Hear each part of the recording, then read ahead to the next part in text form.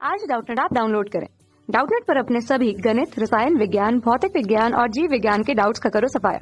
बस प्रश्न की फोटो खींचो, एक ही प्रश्न को क्रॉप करो और तुरंत वीडियो सोल्यूशन पाओ।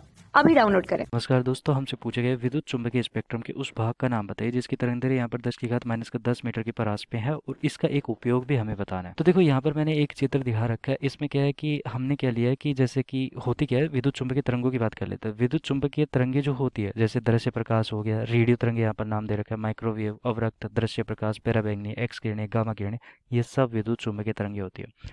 इनमें अंतर किस चीज़ का होता है? जैसे कि हम दृश्य प्रकाश की बात कर लेते हैं, जिसकी मदद से हम देख पाते हैं, ये दृश्य प्रकाश का भाग है, ठीक है। तो दृश्य प्रकाश में जिसके कारण हम देख पाते हैं, उसकी उसके पास क्या होता है कि चुंबकीय क्षेत्र और विद्युत क्षेत्र दोनों होते हैं उस पे, उसके अंदर, ठीक है।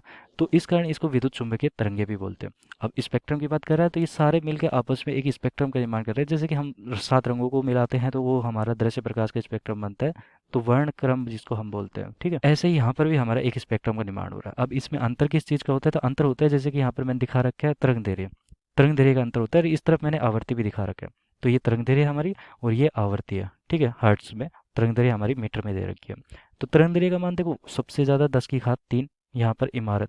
इसका मतलब है रेडियो तरंगों के लिए हमारी जो तरंगदैर्घ्य होती है वो इस प्रकार बढ़ती चली जाती है। ये देखो 10⁻⁻12 मीटर है।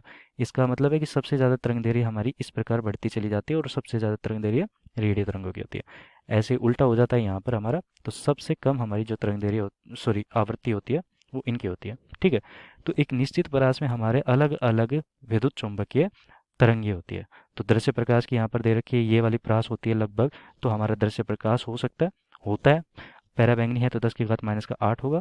एक्स किरण है तो 10⁻⁻10 के आसपास होगा। जैसे कि यहाँ पर एक सारणी से देख लेते हैं। तो ये हमारे पास एक सारणी है यहाँ पर। अब इस सारणी से क्या होता है कि जैसे कि हम कह रहे थे कि यहाँ पर रेडियो तरंगों की आवर्ती और तरंगदैर्घ्य की एक परास होती है। तो आवर्ती और तरंगदैर्घ्य इस तरफ है हमारी, ये आवर्ती है और ये तरंगदैर्घ्य है। तो रेडियो तरंगों की आवर्ती जो तरंगदैर्घ्य होती है वो 10 सेंटीमीटर से ज़्यादा होती है, मतलब किलोमीटर में भी हो सकती है।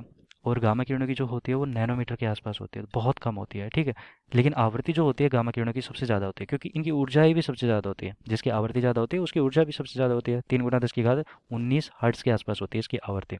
तो आवृत्ति इसकी सबसे ज़्यादा होती है। देखो नीचे की तरफ आएंगे तो आवृत्ति हमारी बढ़ेगी, ऊपर की तरफ जाएंगे तरंगदैर्घ्य हमारी बढ़ेगी, ठीक है।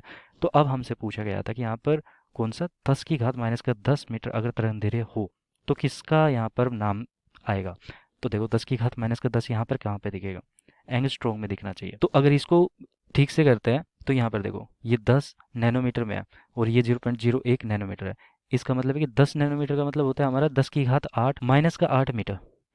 और ये वाला जो दे रखा है 0.01 मीटर, ये है 10⁻11 मीटर। 10⁻10 होता है इन दोनों के बीच में आएगा कहीं पर, ठीक है। तो 10⁻10 हमारा एंगस्ट्रॉम होता है। लिख देता हूँ मैं, 10⁻10 मीटर का मतलब होता है 1 एंगस्ट्रॉम। तो इसी के बीच में आएगा। इसका मतलब है कि हमारे एक्स किरणों की बात कर रहे हैं। और अगर यहाँ पर 10 सेंटीमीटर से भी ज़्यादा हमारी होती है तो वो किसकी बात करता है? रेडियो तरंगों की। तो हमारा उत्तर फिलहाल के लिए हमारा एक्स किरण आएगा, क्योंकि हमारा 10⁻10 दे रखा है यहाँ पर प्रश्न में, ठीक है। तो एक्स किरणों का अगर उपयोग की बात करता हो तो एक्स किरणें हमारी क्या होती है कि शरीर से पार कर जाती है, जो मांसपेशियाँ होती है उनसे पार कर जाती है। मांसपेशियाँ, इनकी विभेदन क्षमता इतनी होती है कि मांसपेशियों से पार हो जाती है। लेकिन क्या होता है कि हड्डियाँ जो होती है उनसे पार नहीं हो पाती। तो हड्डियाँ पार नहीं कर पाती, ठीक है। तो हड्डियाँ पार नहीं कर पाती, हड्डियाँ पार नहीं कर पाती, जबकि यहाँ पर मांसपेशियों को पार कर लेती है, मतलब विभेद कर लेती है, ठीक है। तो ये कर लेती है।